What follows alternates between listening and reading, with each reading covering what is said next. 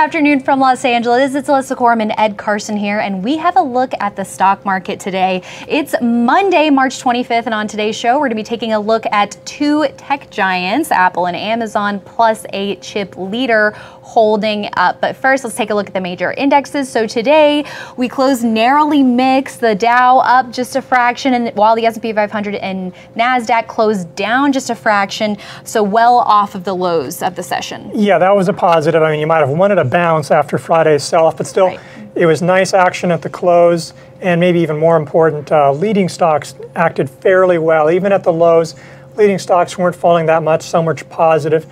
So, I mean, obviously it depends on the going forward. I mean, and like this could just be a blip. If we start selling off again, nobody will remember, hey, remember that day we only fell 0.1%. So we'll have to see how going forward.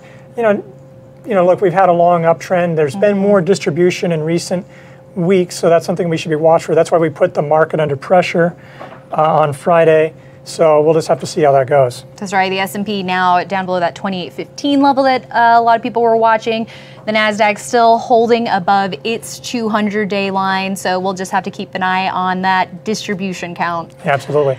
And taking a look at Apple today, amid its streaming launch, announcement of its streaming platform, we had those shares closing down about 1.2% above average volume. So this was a much hyped service from Apple. Some other announcements in there, premium news, among other things, but the stock down today. Yeah, I mean, obviously the stock had risen a lot in the last few weeks. I mean, it fell Friday, but it had risen a lot. It really outperformed the market in the couple of weeks before that event. I mean, we did fall back below the 200-day line with Apple. I mean, they didn't give a price yet for their video service. It'll come out this fall, and there's obviously questions about iPhone demand and what have you, but they had a lot of interesting stuff, new Apple credit card. This often happens on the launch event news. It's like the market rallies ahead of time, and then comes back down. So, I mean, I don't know, down 1% or so after the rally we've seen. It's hard to make too much of it either way. Right, and Apple launching some original content on this platform, and of course Amazon, a leader in streaming video content. It's holding above its 200-day line. Shares finishing the day up about 0.5% here, holding above a buy point as well. So that's also a difference between the Amazon chart and the Apple chart. We're seeing a buy point here for Amazon. Yeah, Amazon, which is on leaderboard, it's hard to see the buy point because it's actually a flat base within that larger consolidation. I mean, it could then probably have an alternative buy point or something down the road to that broader one. But the buy point is at 1736.51, I believe. And, that's acting well. It actually rallied a little bit on the Apple news, maybe because people didn't come and blow it away. Relief, yeah, I mean, Amazon, their video efforts are sort of a loss leader. Like, sign up, if you get Amazon Prime, you get these videos, and by the way, you'll buy a bunch of stuff.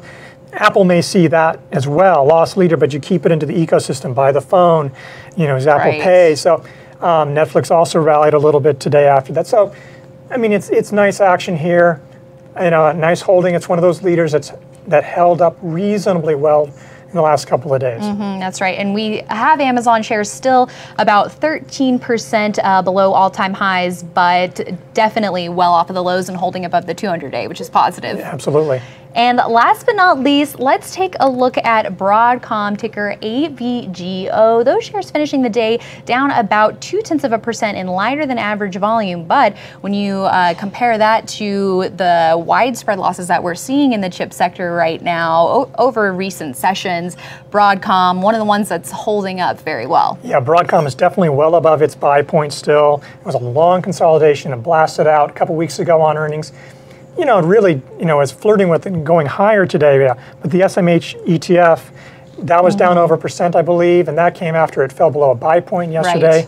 A lot of chips, chips were among the big losers. Even among leaders, those were among the weaker ones. So Broadcom was definitely one of the outperformers in that sector, as you say, so that's really positive. Right, and this is a weekly chart here that we are seeing for Broadcom, and on that consolidation, there was a handle that was formed, so now we have shares holding above that 286.73 buy point and trading tightly here. We'll have to see how it'll go from here on out and see if chips can bounce back. Yeah, I mean, they were really big winners for like Apple had been, and now they've had a couple of bad days.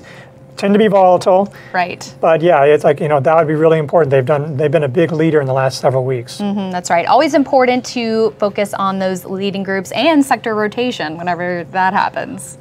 All right, everyone, thank you so much for watching, and we want to let you know that it is MarketSmith Free Access Week, so make sure you head to investors.com to check out all the benefits there. All the charts that you see on this show are our MarketSmith charts, and it's beyond just a charting service. There's stock screens and a lot of data that you can really use to your advantage when you're trading. Yeah, we use it a lot here in the office. I mean, we're looking at it right now on our screens. And, stocks breaking out today, like, stocks near a pivot point, like all these things that are just really great information. Lots of great tools there, so make sure you go check it out if you haven't already, because it is free this week. And of course, you can reach out to any of us if you have questions about any of the features. We have a great MarketSmith team willing and ready to answer all your questions and help you make the most of MarketSmith. Thanks so much for joining us, and be sure you head to investors.com for all the latest stock news and analysis, and make sure you're following us across social media, from Facebook to Instagram to YouTube to Twitter, to stay up to date on all the latest. Thanks for watching, everyone, and we will see you right back here tomorrow.